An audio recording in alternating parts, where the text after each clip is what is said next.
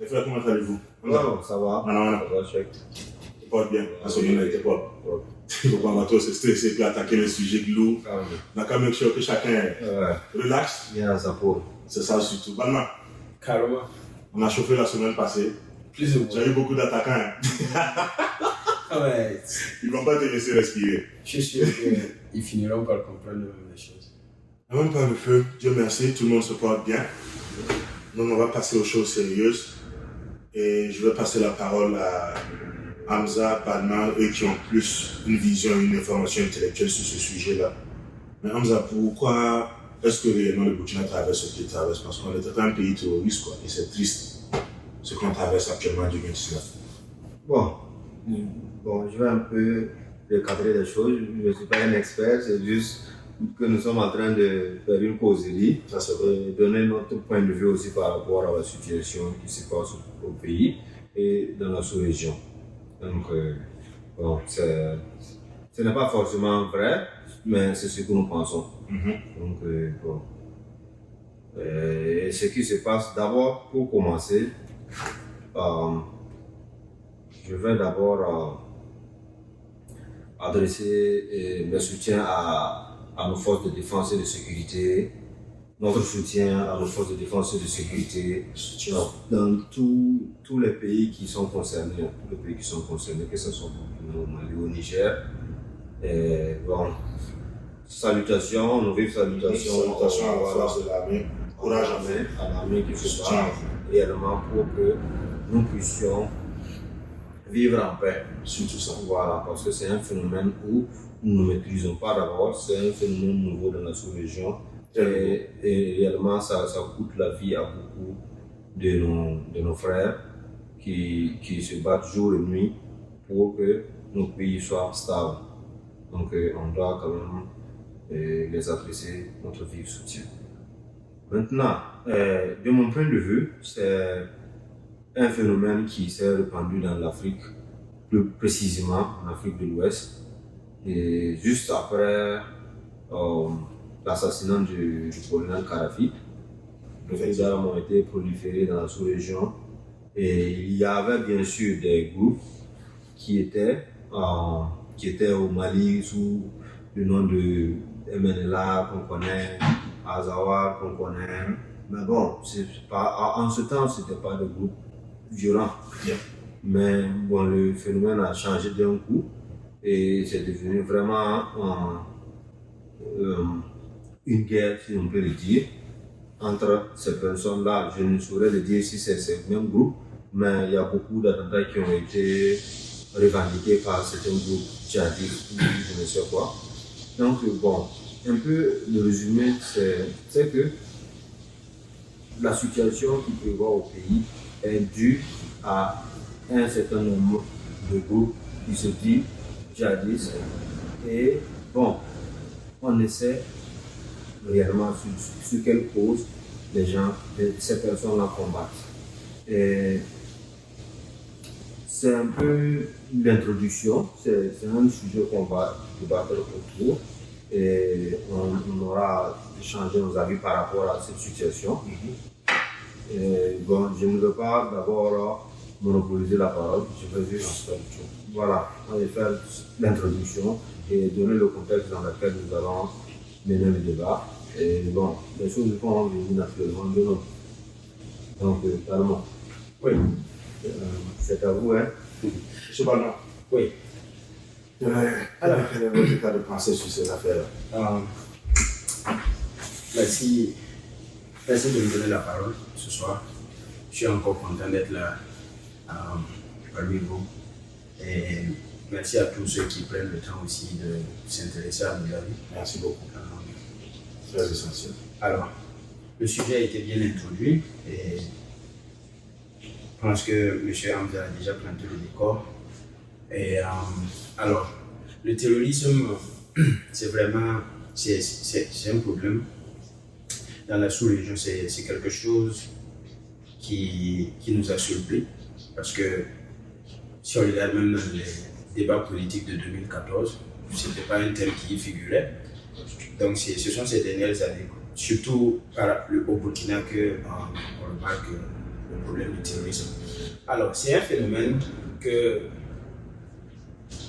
pour le combattre, d'abord, il faut chercher à bien le comprendre dans toute sa forme, parce que le terrorisme qui a commencé en Afrique de l'Ouest était un terrorisme sous forme religieuse, pour commencer, mais je me rends compte que du jour au lendemain, chaque jour, le terrorisme change de forme et de stratégie aussi. Les méthodes sont différentes chaque fois.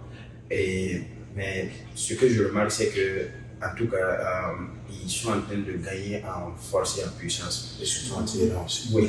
Alors, c'était très difficile pour moi de concevoir la première attaque qui s'est passée au Burkina. Quand on a dit que c'était une attaque terroriste, j'ai failli ne pas croire parce que je me suis dit non, c'est impossible. On ne peut pas attaquer des terroristes ne peuvent pas attaquer le Burkina parce que, au fond, je ne voyais absolument rien, aucune raison qui peut réellement justifie cette attaque. Ce qui arrive. Voilà, parce que le Burkina Faso, on a 50%, presque 50% de musulmans, 50% de chrétiens qui vivent en paix. Et vous allez voir depuis des années. Vous allez voir dans la même famille des chrétiens et des musulmans, dans la même maison, il n'y a pas de souci. Donc c'est 50% musulmans, 57% chrétiens, mais 100% burkinabés. Et je ne pensais pas réellement que les terroristes au départ, ils ont compris que jamais le Burkina Faso ne va accepter se battre ou bien entrer en guerre à cause de la religion. Mes frères et nous, on ne va jamais accepter ça. On ne va jamais tolérer ça au Burkina. Donc c'est pour ça qu'ils ont dû changer leur stratégie. Donc je viens ajouter un peu ce que vous venez de dire tantôt. C'est passé maintenant de la religion à une manipulation, à une propagande. Et ils ont transformé ce djihadisme religieux en une guerre intercommunautaire. Et ils sont en train d'exploiter maintenant notre faiblesse qui est notre diversité, qui est censée être une force, mais en réalité qui est une faiblesse. Parce qu'ils sont en train de retourner les ethnies les uns contre les autres, la population locale, ils sont en train de s'aimer la peur et les gens n'arrivent pas à s'en sortir. Donc, plus ou moins pour commencer, c'est un peu comme ça que je perçois les choses. Alors. Exactement. Bon, pour rejoindre ton point de vue, c'est réellement ce qu'ils sont en train de faire. Exploiter, utiliser notre diversité pour en faire une arme de guerre, voilà, utilisée contre nous. Et je pense que nous devrons être forts, et viser l'intérêt supérieur d'abord, viser l'intérêt supérieur de la nation et comprendre, parce que si on comprend ce que ces gens-là font, il sera facile maintenant pour nous d'apporter des ripostes, d'abord intercommunautaires et d'avoir une union entre nous. Et ça va nous permettre d'être forts et de pouvoir riposter à ce phénomène-là. Donc, bon, on a vu des cas, de par ici, on a vu vraiment des choses déplorables où on a lu de par les médias des peuples qui sont allés tuer un chef et après il y a eu cette réplique de Korzero envers une communauté et c'est ce qu'ils utilisent au fait. C'est arme. C'est ce qu'ils utilisent le cerveau. Voilà, maintenant il y a troublé l'esprit. Maintenant, je vais rebondir directement pour moi aux solutions de tout ça. Voilà. Avant d'arriver aux solutions, M. Hamza, je voudrais aussi ajouter, vous avez mentionné Yirgou, qui est ce que je venais de dire, les guerres intercommunautaires parce que ces conflits-là existaient bien avant le terrorisme, là où il y avait toujours un conflit entre les agriculteurs et les éleveurs. Il y avait toujours ce conflit. Ils sont venus encore renforcer cela. Et ça, c'est pas un phénomène nouveau chez nous. Mais sauf que les djihadistes sont venus avec une réponse qui est à la couverture extrémiste islamique pour pouvoir retourner les uns contre les autres, les peuples contre les Mossis et ainsi de suite. Et c'est cette carte-là qu'ils sont en train de jouer. Alors, parmi tant d'autres, j'aimerais aussi ajouter j'aimerais ici, pardon de le dire, mais j'aimerais vraiment, je suis pas content parce que notre État a mis beaucoup de temps avant de répondre à la crise, avant de répondre à ces actes de terrorisme ou bien à l'avancée de ces terroristes qui planaient déjà au Mali et au Niger. Et ils ont commencé à infiltrer le territoire et l'État n'a rien fait. Ils pensaient toujours que c'était du banditisme. C'était ces militaires qui ont été radiés sous Blaise Compaoré. Et quand ça a commencé réellement à dégénérer encore toujours, ils pensaient que c'était toujours Blaise Compaoré et qui envoyait ces terroristes encore attaquer le Burkina Faso. Et tout ça, ça nous a mis dans un grand retard. Pour répondre à ces attaques-là. Et pendant ce temps, ces terroristes-là gagnaient beaucoup plus en terrain et en force aussi. Et ils recrutaient encore plus de gens. Et aussi, après que ces attaques-là se soient multipliées, on a vu que la CEDEAO a mis un budget de près de $1 milliard pour pouvoir répondre à ce phénomène. Ça fait 3 ans, mais il n'y a toujours pas d'argent. 3 milliards ont été investis dans ce projet. 1 milliard. Oh, ouais. Et il prévoit investir 1 milliard. OK. Mais il y a toujours une lenteur dans la démarche, toujours. Et il y a aussi le G5 Sahel aussi qui est là, mais malgré l'appui de la France qui n'arrive toujours pas à répondre Je ne peux pas t'interrompre. Le G5, ça c'est quoi pour nous qui n'ont pas trouvé la France? C'est seulement une fédération des pays qui sont surtout concernés par ces attaques-là qui se sont réunis pour pouvoir répondre à ces attaques terroristes-là, ces chefs d'État. Mais tout le monde est d'accord, un peu comme ce que vous avez dit auparavant, que c'est surtout la fragilisation de l'intervention de la communauté internationale. Donc là aussi, maintenant, je vais accuser un peu aussi la communauté internationale pour ces interventions. Ils sont venus attaquer la Libye et ils ont descendu Kadhafi. Et c'est cette attaque-là, malheureusement, tous les présidents, la plupart en tout cas des présidents de l'Afrique de l'Ouest ou ceux qui sont proches de la Libye et tout, ils ont affirmé qu'ils n'ont pas été consultés avant qu'on attaque la Libye. Alors quand ils ont agressé la Libye, maintenant les armes, la Libye contenait presque, je dirais, 4/5 des armes du continent. Ils avaient, oui. Il y avait des armes lourdes là-bas et maintenant et les extrémistes là sont allés là-bas maintenant s'approvisionner des armes et ils se sont propagés. Alors donc ça fait toujours partie des causes. Donc j'aimerais dire tout simplement, c'est un peu osé, mais quand même je vais dire que la communauté internationale, avant d'intervenir surtout sur le continent africain, c'est bien vrai qu'on est pauvre, mais le minimum c'est de respecter les leaders qui sont sur le terrain et de les consulter sur des questions qui les intéressent. Aujourd'hui, ils sont venus, ils ont imposé la démocratie ou je ne sais quoi à la Libye et ils sont repartis chez eux et nous, on paye le prix aujourd'hui en vie humaine pour ce qu'ils ont fait.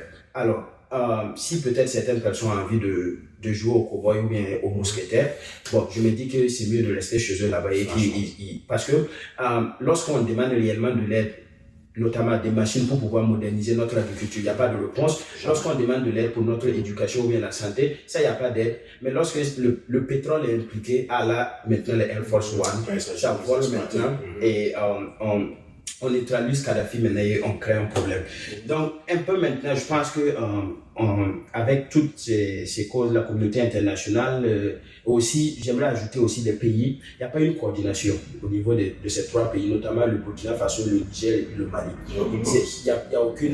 La communication ne passe pas. Et ils pensent que les interventions militaires, c'est la solution.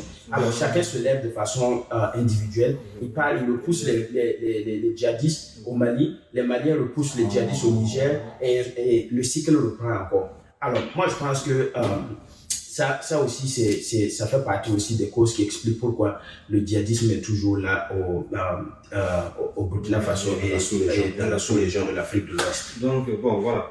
Pour un peu aussi aborder dans le même sens que toi, je dirais que quand tu as mentionné la communauté internationale, j'aimerais que nous, en tant qu'Africains, nous prenions notre responsabilité et aussi savoir que, bon, ceux-là qu'on appelle communauté internationale, ils ne vont pas juste agir dans notre faveur. Parce que c'est quoi? Et concernant la Libye, bon, les gars, ils ont agi pour protéger leurs intérêts. Voilà, ils ont agi pour protéger leurs intérêts. Bon, les présidents africains qui étaient là n'ont pas été à la mesure de on ne peut même pas riposter, genre contester ou bien, comment on appelle ça encore, contester ou de sang, pas bon. Questionner même, questionner. Voilà, donc savoir ce qui se passe en réalité, parce que bon, ça s'est passé, on a tout suivi dans les médias, personne n'a critiqué, personne n'a dit quoi que ce soit. Aucune déclaration. Voilà, il n'y a pas de déclaration, il y a pas, je pense même pas qu'il y ait eu une condamnation de l'Union africaine par rapport à ce sujet. Donc, bon, ça c'était une parenthèse. Maintenant, si on en revient à ce qui nous concerne, je dirais que au niveau du truc du Burkina, du Mali et du Niger, il doit sincèrement avoir une coordination des opérations. Parce que c'est quoi? Il suffit seulement que les Maliens partent attaquer, ils fuient, ils rentrent au Burkina. Au Burkina, si on mène aussi genre une attaque, ils rentrent au Mali ou au Niger. C'est devenu un jeu de cache-cache. Voilà, donc bon, c'est un peu compliqué. Et une coordination d'une opération unie, je pense que ça va beaucoup nous aider à éradiquer ce phénomène-là. Monsieur Hamza, encore pire, lorsque ces gens-là partent faire ces interventions-là, lorsqu'ils repartent, les représailles, c'est encore sur la population locale. Ah oui. Lorsqu'ils viennent les repousser comme ça, ils tuent les djihadistes, et les djihadistes, en réponse aussi, ils viennent tuer la population locale. Donc, l'intervention militaire, avant de l'appliquer, il faut vraiment essayer de bien comprendre comment ces choses-là se propagent avant de seulement se lever militairement et puis aller exercer une pression et les repousser vers l'autre côté de la frontière. Donc, c'est le bon sens, c'est vraiment. Moi, le problème particulièrement que j'ai, c'est le fait que ça s'est déroulé d'une manière prévisible en tant que tel. Pourquoi? Parce que l'insécurité au Burkina Faso est venue quelques années exactement après l'insurrection ou la révolution, whatever on peut l'appeler. Mais moi, je me demande pourquoi est-ce que l'État n'a pas prévu ça? Pourquoi est-ce que l'État qui a pris le pouvoir de ce moment jusqu'à maintenant, pourquoi est-ce qu'ils ne l'ont pas prévu? Ça, c'est un numéro 2. Pourquoi est-ce qu'ils n'ont prévu aucune attaque réellement radicale ou pratique? Ça veut dire que on va pas le comparer nos États aux États américains. Mais juste pour un exemple, pour enclencher une discussion valable, les Américains sont allés jusqu'à aller faire la guerre chez les terroristes pour une attaque qui a été commise chez eux. On est constamment attaqué chez nous. Les terroristes sont chez nous. Ils réclament même un territoire pour faire leur territoire. C'est pas qu'ils sont cachés, c'est pas aussi qu'ils se cachent, c'est pas qu'ils n'ont pas dévoilé leurs intentions. Moi, personnellement, ça m'attriste et ça me met en colère en même temps. Quand j'observe les solutions que ce soit l'État burkinabé, nigérien ou malien, quand je vois les solutions qu'ils prennent devant les chaînes de télé, ça me touche, ça m'énerve. Pourquoi? Parce que immédiatement je sens la peine de la population qui n'a aucun contrôle sur leur destin. Mais aussi je vois quel est le désordre politique qui est en train de mener à cette demeure-là. Parce que si réellement un État dispose d'une force militaire, cet État-là doit être prêt de passer en guerre si la nécessité y est. On a perdu plus de 500 Burkinabés dans cette affaire-là. Plus que ça. En moins de 2 ans. Si en moins de 2 ans on a perdu toute une population ici, pourquoi est-ce que la solution est toujours passive? Entraîner des gens, au point où jusqu'à même le président est allé à la chaîne nationale pour demander des volontaires. Moi, cette affaire-là, ça m'a réellement touché quand j'ai vu ça. Le fait que le président puisse demander des volontaires pour contre-attaquer une situation professionnelle et une situation militaire, si réellement l'État burkinabé est à ce pas-là, ça ne doit pas être présenté internationalement. Parce que là même, c'est montrer nos faiblesses au monde. Et moi, ça m'a offensé. Parce que, juste après ça, j'ai eu à causer avec certaines personnes au pays qui ont dit qu'il y a même un ministre qui est allé encore sur les ondes de la radio et de la télé nationale pour dire que ceux encore qui continuent à se plaindre, offrez un mois de vos salaires parce que l'État burkinabé ne dispose pas de ces moyens-là pour financer. Je pense que c'était la mairie qui proposait que chaque Burkinabé n'a pas participé à l'effort de guerre. C'est pas du tout acceptable. Un mois de salaire. Qu'est-ce que, depuis des années, on n'est jamais allé en guerre. Donc vous n'avez jamais été préparé pour aller en guerre. Les 11 décembre, les pistolets, les chars comparables, là, ça y est où? Réellement, ça me touche parce que c'est des gens qui perdent leur nombre de famille. Mais rien n'est fait. Rien de pratique n'est fait. Parce que ceux qui sont au-dessus, là, ils sont protégés d'une manière ou d'une autre. On sait réellement actuellement que si ça chauffe au Burkina, tous ceux qui ont plus de 50 millions dans leur compte, ils vont trouver un compte où se sauver si ils n'ont pas été touchés immédiatement. Par contre, la population lambda n'en dispose pas de ces moyens-là. Ah oui. Le Burkinabé normal, le Burkinabé régulier, tout ce qu'il peut faire, c'est aller se cacher dans sa maison, qu'ils vont venir brûler, attaquer toute sa famille devant lui. Quelle est la justice que le gouvernement offre à sa population dans ce genre de situation-là? Parce que, ne serait-ce que l'image, ne serait-ce que garder une image de pays intègre, je pense que l'État burkinabé aurait dû déployer des militaires prêts à attaquer dans toutes ces zones-là. Ne serait-ce que pour l'image. Même si pratiquement il n'allait pas passer à l'action, ne serait-ce que offrir l'optique de voir ces militaires bombardés, armés avec leur bombardement-là. Ça offre un sens de sécurité. Désarme aussi l'ennemi. Voilà, donc aussi, pour ajouter à ce que tu as dit, ou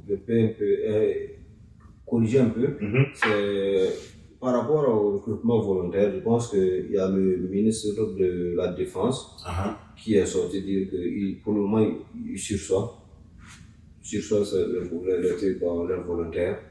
Bon, justifiant, moi je pense que ça, c'était pas. Le président ne devrait pas faire une telle sortie parce que déjà même ça nous affaiblit. Déjà même c'est dire à l'ennemi qu'on a en face que, bon, voilà, nous sommes en position de faiblesse. Voilà, et je pense que de façon stratégique, on ne devrait pas le faire. Voilà, c'est stratégique, on ne devrait pas le faire. Bon, bref. Aussi, il faut savoir que la situation qui prévaut, et comme je l'ai dit au départ, c'est-à-dire que ces gars-là, ils utilisent notre faiblesse pour faire de ça leur force. Nous avons une couche politique et sociale qui est divisée. Il faut que, je pense que l'État même, au haut niveau, soit l'Union nationale, parmi les Burkinabés, et parce que nous sommes une et une seule nation. Il n'y a pas deux types de Burkinabés. Il n'y a pas un hyper Burkinabé, il n'y a pas aussi un micro Burkinabé. Nous sommes des Burkinabés, tous les mêmes titres. Et ce phénomène-là, nous devrons combattre ce phénomène-là ensemble. Donc, je ne sais pas si quelqu'un a quelque chose d'autre à dire par rapport un peu à l'état général, à l'état où nous en sommes, avant que nous puissions parler de solutions, proposer des solutions. On te donne vraiment pas avant que je procède. Le terrorisme, c'est pire même qu'une déclaration de guerre sauvage. Alors, c'est encore pire pour une nation pauvre. C'est presque la peine maximale en même temps. C'est très dangereux parce que par ces actes de terrorisme, les investisseurs quittent le pays, l'économie est complètement sabotée. Et c'est-à-dire, on est en train de nous étouffer à l'intérieur même, comme ça. Et ça, ce n'est pas à notre faveur. Mais attention, c'est vraiment un sujet sensible, le terrorisme. Raison pour laquelle je n'accuse pas une seule personne parce que c'est difficile de pointer du doigt un seul responsable dans ce qui arrive. Je dirais que c'est vraiment une somme de coïncidences qui nous ont conduits aujourd'hui à être dans la situation dans laquelle nous sommes. Et il y a beaucoup de responsables dans cette question de terrorisme au Burkina Faso.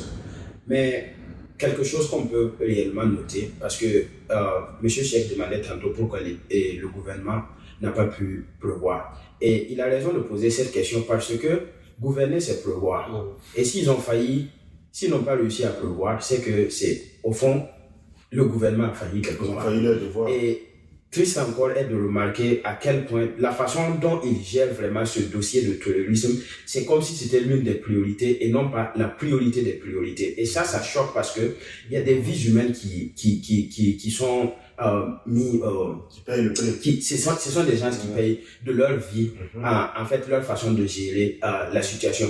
Je vois qu'il y a toujours des routes, des échangeurs que le président continue toujours de construire, alors que présentement, juste l'État est censé même vider toutes les caisses de l'État, en fait. C'est-à-dire la dernière pièce qui reste là doit servir à assurer la sécurité, parce que la sécurité, c'est le premier droit même, en fait, que toute personne que l'État doit à toute personne qui vit sur un territoire, la sécurité. Et tout se fait dans la sécurité. Si vous construisez des routes, les gens ne vont pas les emprunter s'il y a des bras armés qui bloquent ces voiles.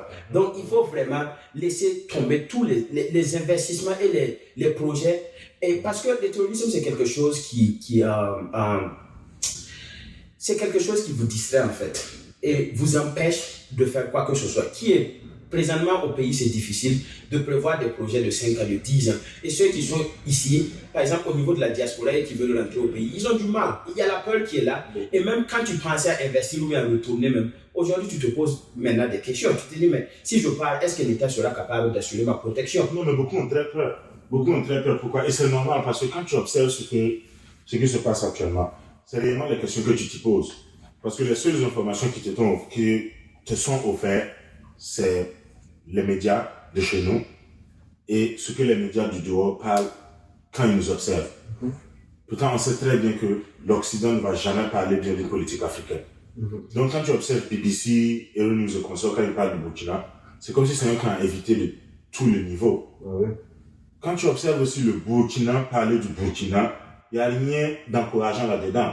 Il n'y a rien de respectueux même là-dedans. Les médias burkinabés même ne payent pas attention au cœur du Burkinabé. Les médias burkinabés ne sont pas organisés de telle manière à réellement prendre compte qu'il y a des gens qui perdent leur vie chaque jour. Le jour où moi j'ai vu les vidéos des corps sur ces websites-là, je me demandais, mais attends, qui prend ces photos-là d'abord et qui sont les responsables de ces programmes télé ou websites ou blogs-là qui réellement acceptent de publier ce genre d'images-là? C'est déplorable. Et au-delà de ça encore, réellement, et ça c'est personnel à moi, j'aimerais voir le gouvernement burkinabé prendre une action décisive. Contre-attaquer les terroristes comme ça ne va pas nous envoyer quelque part. Et au-delà de ça encore, présenter nos faiblesses au monde, moi je ne vais jamais tolérer ça. Franchement, on va voir ça au niveau des solutions. Et il y a les Nations Unies qui ont dit que le Burkina Faso risque d'être comme la Syrie en Afrique. Et moi je trouve que c'est vraiment...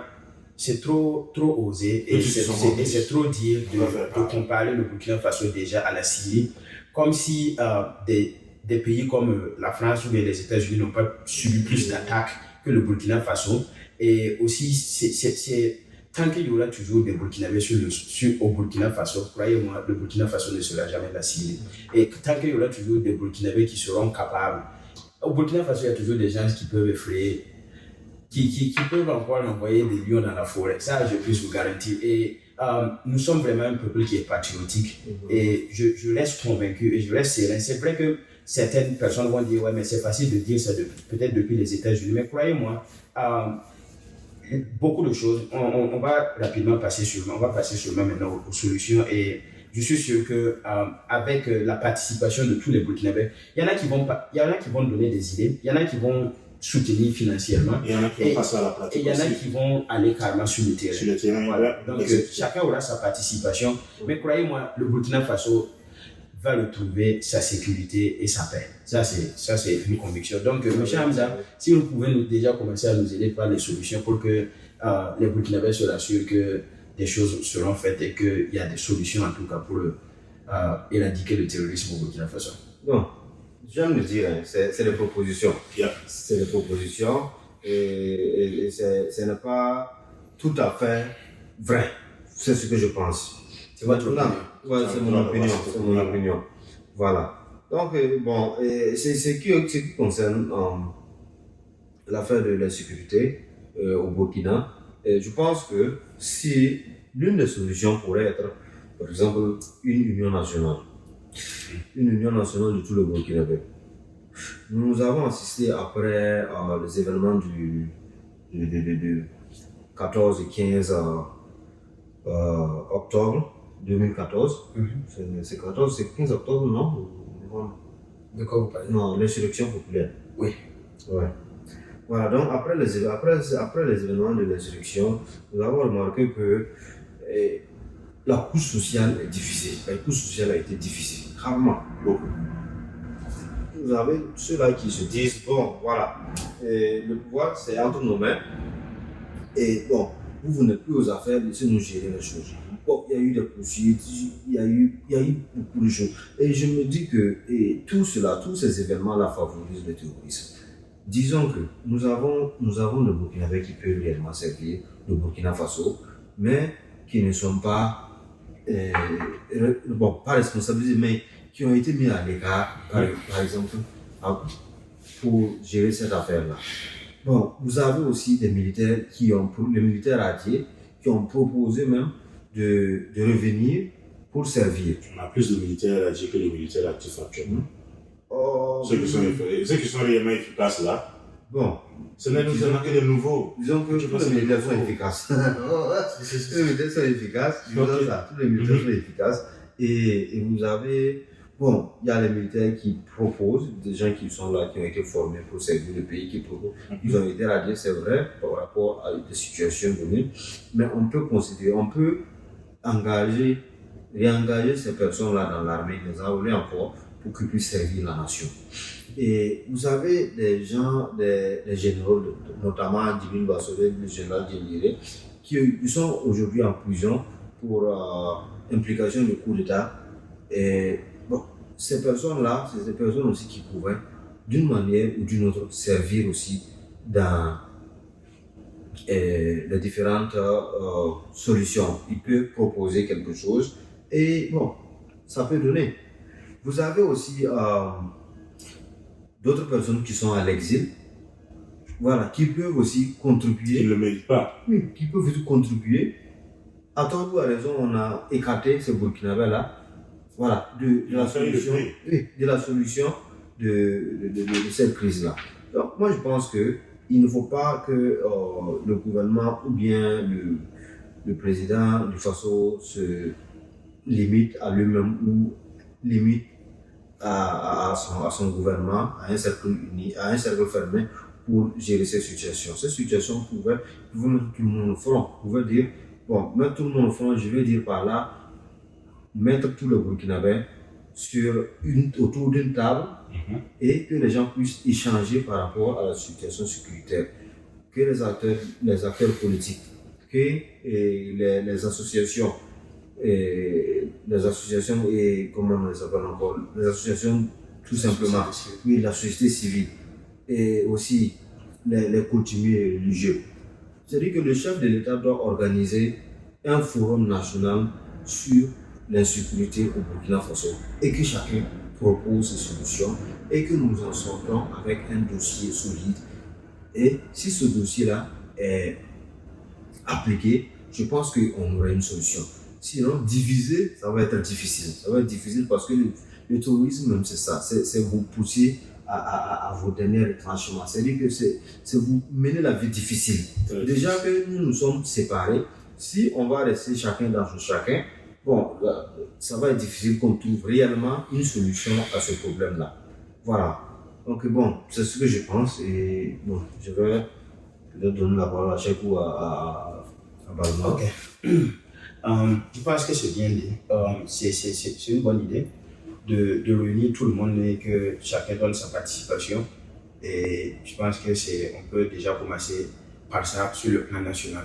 Et maintenant, sur le plan international, c'est-à-dire il faut une coopération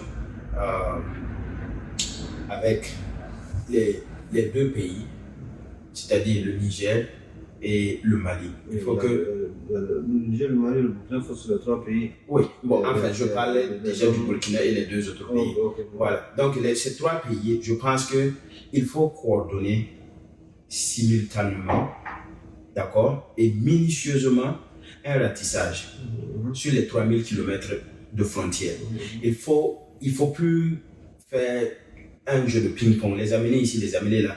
Il faut les resserrer en même temps au milieu, c'est-à-dire les encercler et faire un ratissage complet de la zone, c'est-à-dire, mais de façon coordonnée, que les militaires maliens, burkinabés et nigériens les encerclent et puis se retrouvent au milieu et s'assurent que vraiment plus rien ne reste au niveau de nos frontières.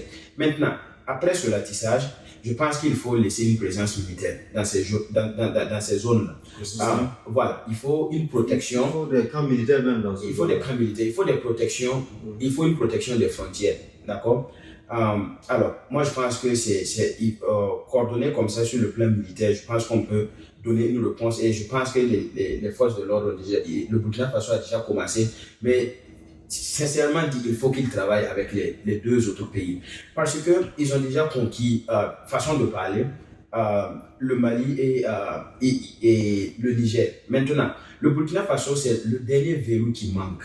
Pour pouvoir, dès qu'ils vont conquérir le Burkina Faso, ils pourront maintenant attaquer les pays côtiers, c'est-à-dire le Togo, le Ghana et la Côte d'Ivoire. Maintenant, je n'aime pas quand les pays africains s'asseyent dans leur côté, et chacun dans son côté, et puis dit non, bon, écoutez, là, ça ne se passe pas chez moi, Dieu merci, c'est l'autre qui pleure d'abord. Alors, c'est l'autre qui pleure aujourd'hui, mais ça peut venir chez toi. Donc, c'est pas parce que ça ne se trouve pas dans ton pays ou bien dans tes frontières que tu n'as pas à contribuer. Il faut qu'on compatisse.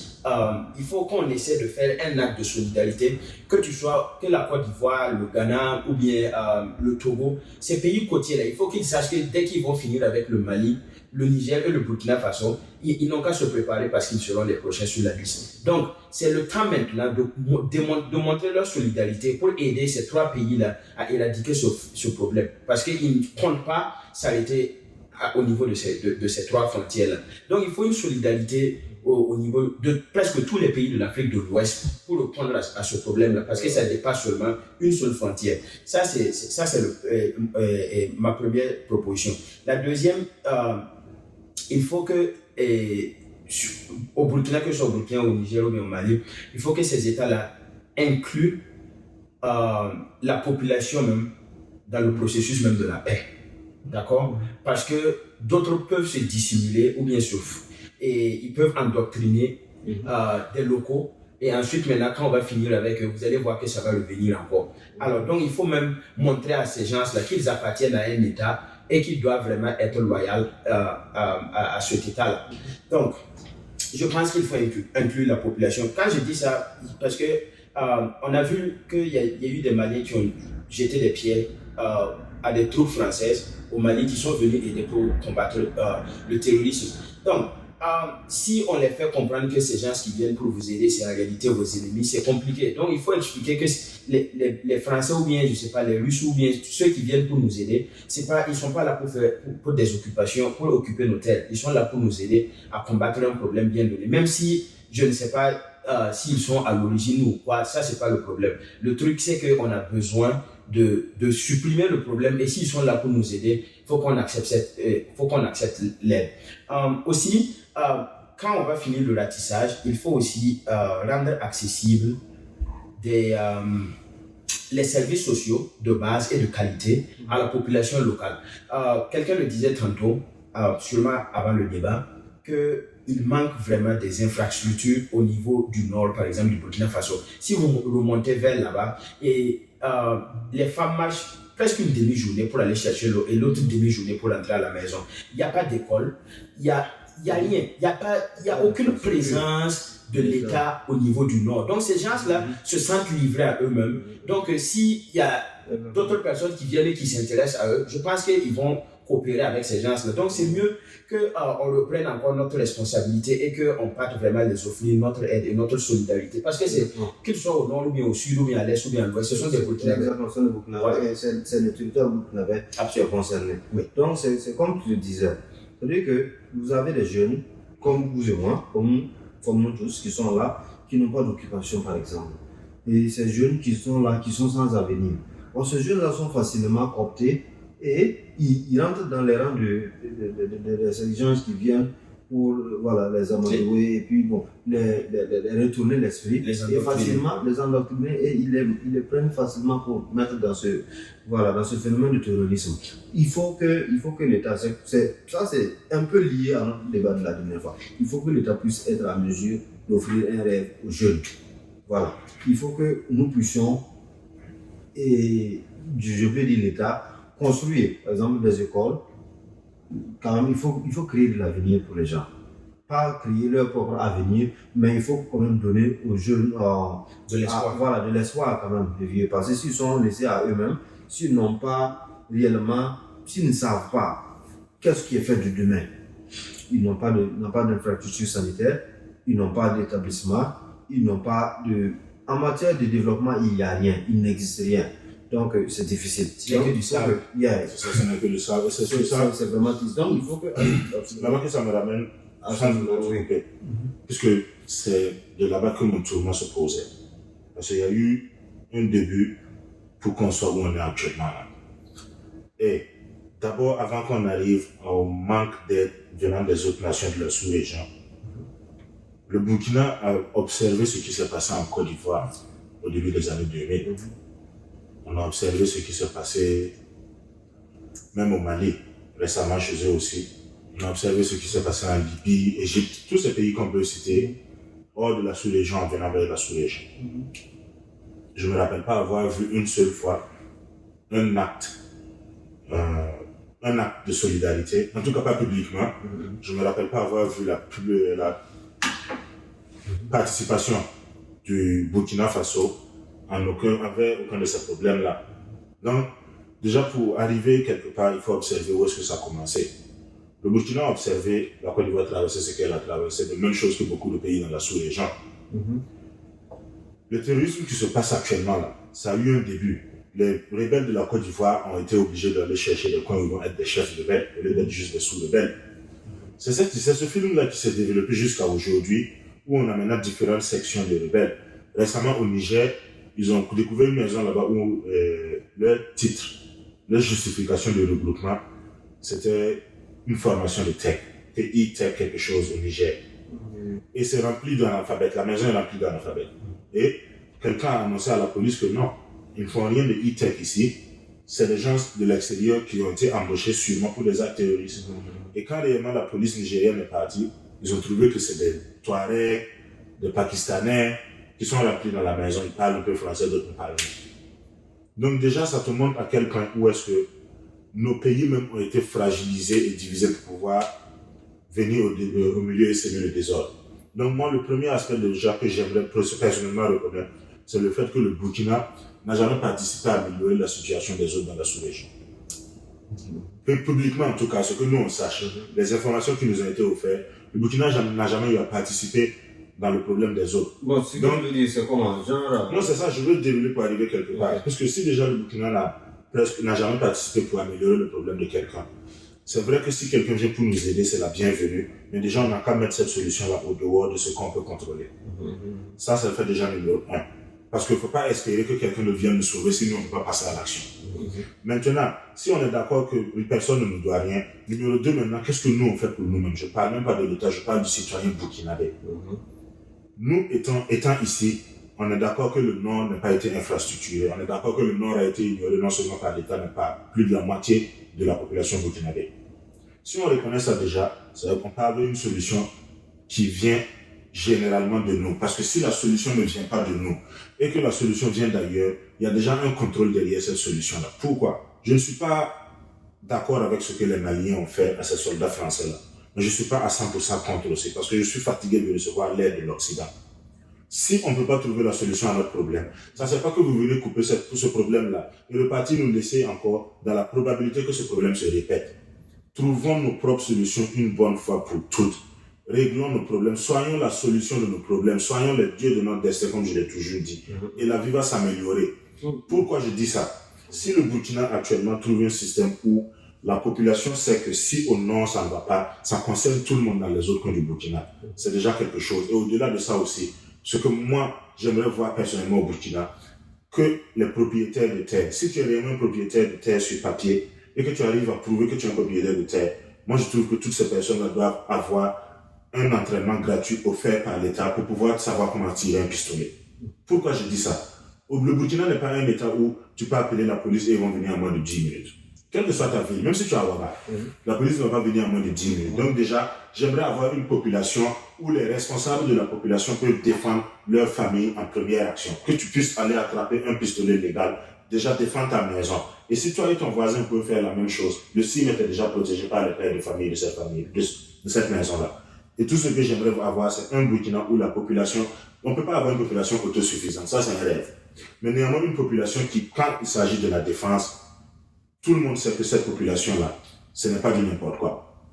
Et au-delà de ça, maintenant que l'État aussi fasse mieux, ce qu'ils font est respecter et accepter. On n'a pas le choix que d'accepter ça. Mais néanmoins, ils peuvent faire mieux. Mais donc, que l'État fasse mieux, mais qu'on autorise la population et les responsables des populations à avoir une matière de défense, un matériel qui peut les défendre, un arme à feu qu'ils ont. Par exemple, ce que les CRS faisaient, s'ils peuvent ramener un système ainsi, mais pas trop de pression sur les gens, que réellement la population soit à un niveau où, avant même que la loi n'arrive, légalement tu peux causer une défense à l'attaque qui vient vers toi. Sinon, on ne peut pas continuer à nous prendre comme des poulets comme ça. Je pense que ça, c'est une bonne solution, que c'est bien dit. Parfaitement. Je partage au point de vue. Exactement. Et aussi, quelque chose que tu as eu à mentionner qui est vrai, c'est que il ne faut pas attendre, par exemple, l'aide de l'extérieur pour pouvoir quand même arranger les choses. Par exemple, on assiste à beaucoup de sorties du président pour G5, Sahel, rencontre avec la Russie pour essayer de trouver une solution, tout ça. Bon, c'est bien toutes ces sorties-là, mais est-ce qu'une solution ne peut être trouvée à l'interne? Parce que est-ce que ces gens-là, est-ce que réellement, que ce soit la France ou quel autre pays encore, est-ce que les gens sont prêts à nous aider comme ça, sans rien à retour? Merci beaucoup. L'aide que nos présidents sortent chercher, c'est une aide que l'ONU a réservée pour les pays qui sont en difficulté. Aucune de ces institutions-là. Mais il faut être réaliste. Nous sommes dans des pays pauvres. Qu'est-ce que vous voulez? Et si l'État n'a pas les moyens? Vous voulez vraiment une solution réaliste ou vous voulez seulement si vous ne voulez pas attendre, où est-ce que vous voulez qu'on sorte ça? Ça n'a pas commencé aujourd'hui. Et la pauvreté est vraiment le lit. Parce que c'est ce qu'on ne maîtrise pas. C'est un domaine qu'on ne maîtrise pas. Je sais que c'est un domaine. L'aide des autres là, on ne maîtrise pas. À un certain moment donné, s'ils décident d'arrêter ça, on est foutu encore, on repart à 4 La communauté internationale a promis 12 milliards, 400 millions aux États de l'Afrique de l'Ouest pour pouvoir combattre le jamais voir. Et jusque-là, l'argent n'a pas été versé. Et c'est sûr que ces milliards aussi vont nous les offrir en forme de dette. Mais moi, je veux qu'on soit réaliste. Moi, je veux qu'on soit réaliste. Lorsqu'on demande à nos chefs d'État de ne pas sortir aussi, il faut faire face à la réalité. Il n'y a pas, les caisses sont vides. Et ça nous saoule. Ça ne nous surprend pas, monsieur Hamza. Ça ne nous surprend pas. Moi, je suis pas d'accord. Les caisses ne peuvent pas être vides. Ça, c'est sont vides. C'est que l'argent se retrouve dans les poches des gens. Merci beaucoup. C'est qu'il y a pas une faute de gouvernance. Se retrouve dans les poches des gens. Où est-ce que cet argent-là vient? Selon vous? Là, maintenant, on va rentrer dans un long déroulement encore. Non, c'est pas un long déroulement. Moi, je veux qu'on dise réellement où est-ce que vient l'argent. Lorsque l'État a sa façon de fonctionner. Mais expliquez, puisque c'est nous l'État. Il n'a jamais déclaré état d'urgence. C'est nous l'État. L'État n'a jamais déclaré état d'urgence. L'État, c'est nous. Il y a la mairie qui a demandé, on mentionnait ça tout de suite, que chaque Burkinabé n'a pas offert un mois de salaire. Avant qu'on vous offre le salaire, c'est pas la première fois que le Burkinabé offre un mois de salaire à des efforts de guerre. Ça sera la première fois. Ça sera pas la première fois. C'est un cas la première fois. Les Burkinabés ont toujours continué à la offrir. On n'est jamais allé à l'Indien. C'est pas la dernière fois qu'on a allé. Je ne sais pas si vous comprenez vraiment l'ampleur du problème, mais là, il dépend. Je me demande si l'État comprend l'ampleur du problème. Non, c'est là la question. Je me demande si l'État comprend l'ampleur du problème. Parce que l'État, c'est nous. Quand vous parlez de l'État, c'est nous on a mis en place. C'est nous on a mis en place l'État. L'État est une machine que nous conduisons nous-mêmes. Si on n'en a pas envie, qu'on les remplace par quelqu'un d'autre. Est-ce que si vous prenez l'État aujourd'hui, vous avez une solution particulière à proposer. Vous avez où est-ce que vous allez avoir les fonds pour pouvoir remplir les caisses de l'État? Avant qu'on arrive vers les fonds, il y a des solutions pratiques pour améliorer la société. On n'a pas besoin de cet argent-là dès le premier instant. Au Burkina lambda de contribuer à un mois de salaire, ce n'est pas ça le problème. Mais quand le Burkinabé lambda regarde que ceux-là qui demandent à ce qu'on contribue un mois de salaire, c'est-à-dire que c'est déjà même s'ils prennent ce qu'ils ont pour faire la fête de Tabaski, la fête de Noël, ou soit je ne sais d'autres, c'est-à-dire que il faut qu'on soit, si on prend le cadeau de leur petite copine là seulement, ils en ont assez. Il suffit seulement d'être organisé pour faire face à ce phénomène. Et il faut aussi se débarrasser de l'égoïsme. Oui, les gens veulent le faire, mais comme le Burkinabé peuvent le faire et puis continuer à donner à manger à sa famille, à manger à la famille. Ils sont pas un mois de salaire, tu vas prendre ça. Surtout que actuellement, c'est triste de dire qu'actuellement beaucoup de Burkinabés ne vivent pas sur des terres qui sont propriétaires. Beaucoup de Burkinabés vivent sur des terres louées. Et c'est triste qu'au Burkina, avec l'espace qu'on a là, on a des citoyens qui n'ont même pas qui sont pas propriétaires de terres, mais on leur demande d'offrir un mois de salaire. Et moi je pense que non, je suis pas d'accord. Cette solution-là, Je pense que... Amélioration sociale, mais amélioration gouvernementale aussi. Monsieur Tout le Hamza, monde doit faire des sacrifices. Tout le monde doit faire des sacrifices. Commençons par vous venez l'État. de dire tout de suite, vous venez de dire tout de Commençons suite. par On peut l'État. demander comme ce que les gens font, j'ai un fundraising. Vous venez de dire Thank you. Ou celui qui peut Celui qui peut. venir donner. Vous venez de dire- Merci.